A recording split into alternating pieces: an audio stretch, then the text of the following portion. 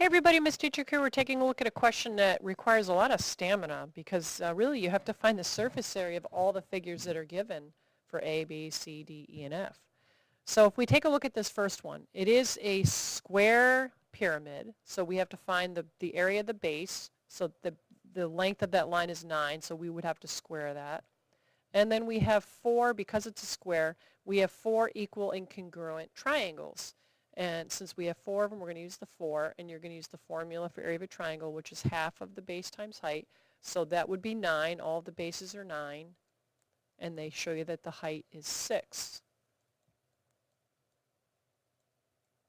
All right, so I'm not going to finish this. I'm just going to get you started. If we do 9 squared, that's going to be 81, plus we have 4 of the triangles. I think I would do half of 6 is 3, and then do 3 times 9. So on the next line of work, you're going to show that 3 times 9 is 27, and then you'll kind of finish that up following order of operations. Don't forget to put the SA. All right, so that one's not done yet, but you'll finish that. For this one, it is a tetrahedron, which means that all of the triangles are congruent. So, and there are 4 of them. So let me point them out to you. Here's one. Here's another. They're all congruent, right, even though it doesn't look like it in the picture. So when you have 4 congruent triangles, you basically just need to find the area of one of the triangles and multiply it by 4. So we would put in surface area equals 4, and then the formula for finding the area of one of the triangles is half of the base times height. So we'll use 8 as the base, and the height, we'll assume that's a 5 for all of them. All right, so I think if it were me doing this, I'd probably do half of 8 is 4, 4 times 5 is 20, and then do 20 times 4 to get the area of that and put that all on your piece of paper.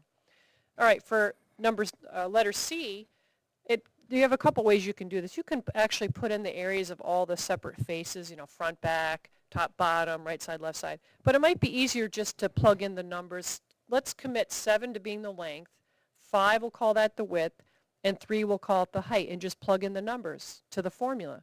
So 5, we're calling that the width, so we'll put that here, and we'll also put it here.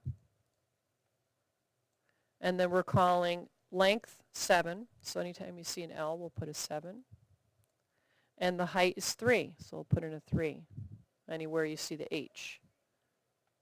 All right, so you're just going to go ahead and finish this up. Fill in the scaffolding. 7 times 5 is 35, 7 times 3 is 21, 15, and just finish up and get your final surface area for that. Now you're going to do the same thing for this one. I think I would call this the length. I probably would call 6 the width and call this the height. And substitute these values into the formula until you have that final answer. Now for the cube, they give you the edge. So all we have to do is just take that number, which is 6 centimeters, and we have to square that first. So if we square 6, we get 36. So the only thing left you have to do, since we have 6 faces like that, is multiply 6 times 36, and then you'll have the surface area of that. Now, they're saying that 2 of these will have the same surface area. You'll check those 2 boxes that happen to have the same number. All right, good luck finishing this up.